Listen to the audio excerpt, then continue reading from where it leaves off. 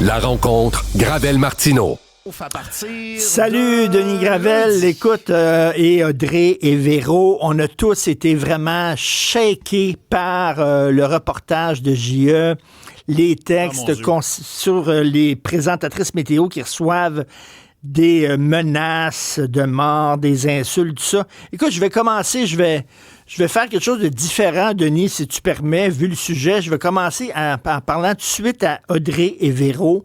Est-ce que vous avez reçu et vous continuez de recevoir des menaces, des insultes et des lettres de harcèlement? On va commencer par Audrey. Des insultes, des menaces, je me compte super chanceuse parce que j'ai jamais reçu ça.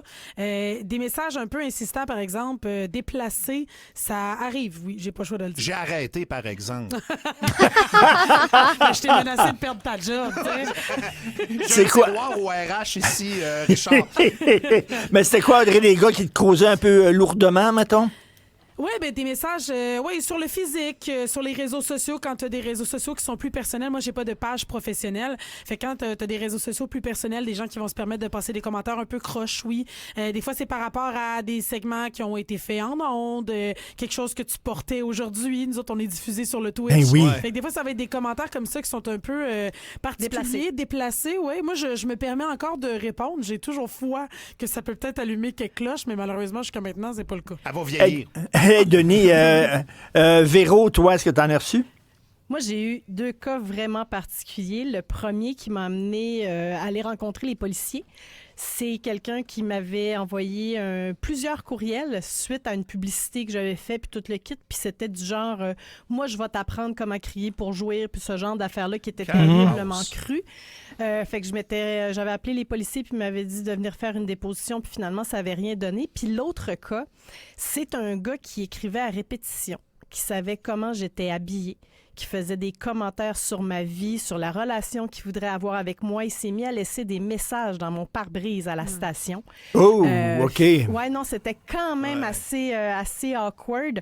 On avait trouvé à peu près l'adresse IP, mais il n'y avait pas de menace suffisante pour que j'aille vers les policiers. On avait fait notre propre enquête. À l'interne. Ouais. Ah oui? Exactement. Puis on savait à peu près dans quel secteur le gars restait. Puis finalement, j'ai changé de job. Fait que heureusement, il semble avoir perdu ma trace. Mais je t'avouerai que moi, les affaires dans mon pare-brise à la job, ça m'a fait vraiment freaker. Surtout qu'on était dans un immeuble qui était sécurisé avec un stationnement intérieur. On se disait que c'était probablement quelqu'un qui travaillait sur place. Dans l'immeuble. On a même fait des vérifications. C'est le directeur technique. En fait, c'est un de nos collègues à la technique qui est directeur ici maintenant qui avait contacté l'immeuble pour essayer de savoir qui dans les employés pouvait avoir cette IP-là. Il n'avait jamais collaboré d'ailleurs. Là. Ah ouais. Mais non, ça avait été quand même assez stressant et rock'n'roll, je t'avouerai, comme période.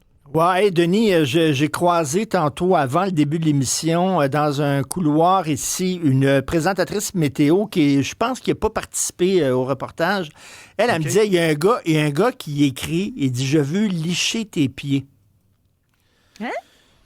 Est-ce que ça t'arrive, toi, qu'il y a des gens qui t'écrivent, Denis, en disant, je veux licher tes pieds?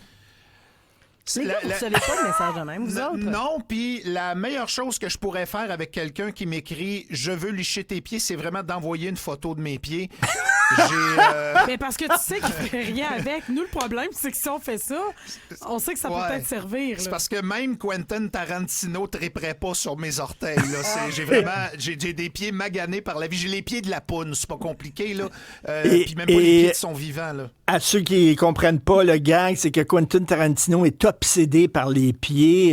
Il le dit lui-même. Puis dans ses films, il a trippé des gros plans sur les pieds d'Uma Thurman, exactement, là, en gougoune. Là, beaucoup. Dans un de ses films, à un moment donné, un personnage doit subir un striptease de Selma Hayek qui fait couler du Jack Daniels sur son corps jusqu'à son orteil. Et le personnage, créé par Quentin Tarantino, doit sucer l'orteil de Selma Hayek pour boire le Jack Daniels.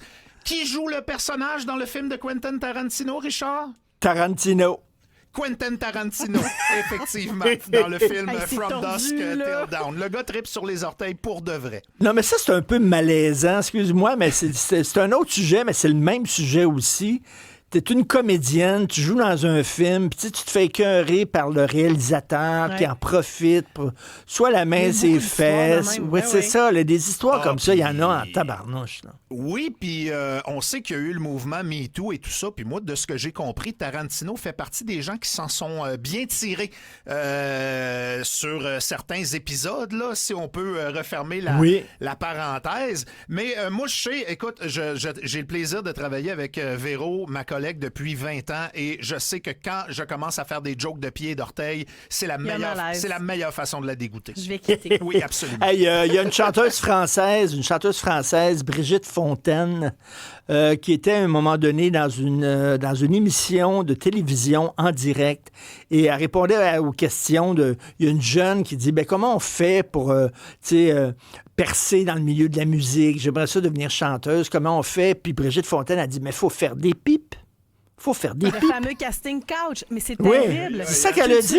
Ça a un terme. Incroyable. Ça avait un terme tellement que ça faisait école que les femmes avaient toujours cette espèce de pression-là de faire de l'extra qui n'est pas de l'extra professionnel pour avoir accès à certaines jobs. Des gros dégueulasses comme Weinstein aux États-Unis puis Depardieu en France, on leur laissait dire et faire les pires saloperies parce que les filles, fondamentalement, avaient peur non seulement de perdre leur job, mais d'être blacklistées par la suite par toute l'industrie du cinéma des deux côtés. Les compagnies ne voulaient pas les tasser parce qu'ils leur faisaient faire de l'argent. Mais ces gros noms-là, maintenant, font attention. Par contre, l'histoire dont on a parlé hier soir à JE, c'est des crottés dans leur sous-sol. Peut-être même que leur blonde dort dans la chambre. Puis eux autres, on n'est pas foutus de les retrouver. Attends une minute, Véro, parce que hier, moi, j'avais Félix Séguin et j'avais Stéphanie Villeneuve qui nous écoute, là, qui est là. Ouais. Et, tu sais, j'avais pas vu le reportage. Donc, eux autres parlaient, tu sais, ils parlaient du reportage. J'avais pas vu le reportage, mais j'ai pu le voir hier. Il y a un punch à la fin. Il y a un punch, c'est que ils ont tous reçu la même lettre. Ça semblait venir de la même personne. C'est les mêmes expressions. Mais l'ADN sur une des enveloppes, c'était l'ADN d'une femme. C'est peut-être une femme. Et ça, écoute, tu sais, ça nous surprend puis ça ne nous surprend pas en même temps. Je te vois, Denis, là. Sophie, ma blonde, là, elle a souvent reçu des commentaires très déplacés de la part de femmes. Il y en a beaucoup sur les réseaux sociaux. On a vu sur les publications de Catherine Fournier cette semaine, entre énormément. autres. Énormément. Ouais. C'est là que tu te dis, mon Dieu, il me semble on devrait se supporter un petit peu plus, puis on est sujette à vivre les mêmes choses, mais effectivement, ça me rappelle le troublant documentaire sur Netflix. Les filles vont se souvenir du nom. Oh mon Dieu! Mais c'est des messages textos qu'un couple d'adolescents reçoit pendant des mois et des mois. Richard, je sais pas si tu as vu ça, puis désolé, je vais vendre le punch. Unknown Number, The High School Catfish. Pendant plus d'un an, tu as un couple d'adolescents qui reçoivent des textos absolument dégueulasses. Incitation au suicide, menaces de mort, des textos très explicites sexuellement et ainsi de suite. Puis la fille est en train de capoter, son chum aussi. Puis là, il y a une vaste enquête. C'est dans une petite communauté aux États-Unis où tout le monde se connaît ou à peu près. Les parents témoignent, tout est là. Et à un moment donné, on révèle que les textos étaient envoyés par sa mère. Sa mère qui était jalouse parce que sa fille était plus belle qu'elle, plus populaire. Dénigrait son corps. Non, je te dis, Richard. Faut le voir pour le croire parce que comme ça, c'est dur à croire. C'est peut-être une femme qui envoie ces saloperies-là, mais moi, ce qui me fait capoter, c'est que pendant des années, le service de police de la ville de Montréal, premièrement, n'a pas informé les présentatrices qu'il y avait plusieurs cas comme ceux-là. Puis l'affaire qui dépasse l'entendement, moi, un policier qui reçoit une présentatrice météo qui dit « je suis harcelé », qui lit le message, et la première question qu'il pose à la présentatrice météo, c'est ouais, mais comment t'étais habillé quand tu faisais... Je te dis... Ça, c'est débile. Ça, c'est complètement débile. C'est surréaliste, puis j'ai pas trouvé les explications. Je pense que c'est avec ton collègue Mario Dumont ce matin que le chef de police est venu tenter d'expliquer. Il y a eu des problèmes de communication quand un policier qui reçoit une plainte sérieuse de menace répond en disant « Ouais, mais t'étais habillé comment? » C'est pas un problème de communication, ça, c'est un problème de gars qui devrait perdre sa job. Des policiers totons de même devraient pas avoir leur job au Canada et devraient travailler pour le ICE aux États-Unis. Exactement. Stéphanie, concernant les femmes puis la jalousie des femmes, toi, tu as discuté souvent avec de nombreuses vedettes. Tu sais, récemment, Nathalie Simard, elle recevait plein de messages. Là, les gens n'aimaient pas ses robes trouvées qui avaient pris du poids puis tout ça. C'était des femmes qui écrivaient. Tu me fais penser en même temps à Guylaine Tremblay, la comédienne, qui l'a dénoncé aussi sur ses réseaux sociaux, qui avait publié justement le genre de messages que d'autres femmes lui envoyaient. On pourrait en nommer plusieurs là, qui ont reçu ce genre de commentaires-là.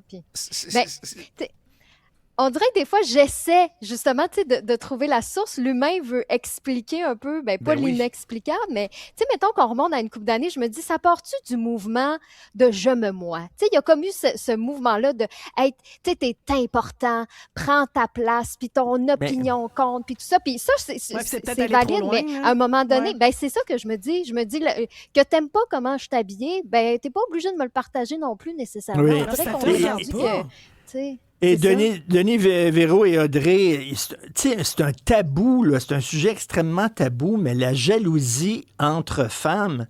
Puis Denis, tu as certainement... Je pensais qu'on était ailleurs, moi.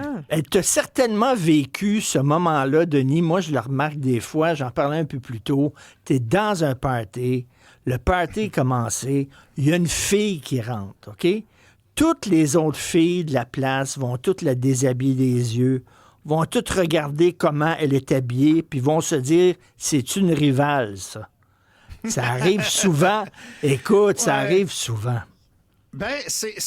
Écoute, moi, j'avais l'impression qu'on était rendu ailleurs parce que je regarde dans les parties, puis tu sais, les filles se font la file pour dire « Hey, ta robe est bien belle, puis c'est donc belle fun, puis ta barnouche aussi que tu l'as pris, puis ainsi de suite. » Mais je pense que autant du côté masculin que du côté féminin, il y a des gens qui sont malheureux. Il y a des gens qui ne vivent pas la vie qu'ils veulent vivre. Et je pense que des femmes qui n'ont pas fait la vie rêvée qu'elles voulaient pour une raison X, Y ou Z, c'est vrai pour les gars aussi, mais je pense que à partir du moment où tu envoies des vacheries et des saloperies comme on a vu pour les présentatrices météo au reportage de JE, ça prend vraiment de la jalousie de gens profondément malheureux, profondément insatisfaits.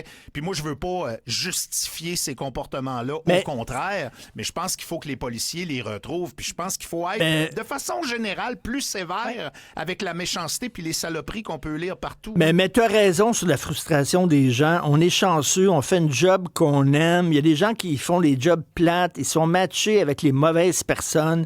Là, ils regardent... Quand ils font faire l'épicerie, ils regardent les journaux à potins, puis c'est des vedettes qui racontent leurs vacances, qui sont allés dans le sud, puis aux Bahamas, puis ils reviennent d'avoir un prix, puis ils ont un gros sourire, puis ils sont tous beaux, puis tout ça.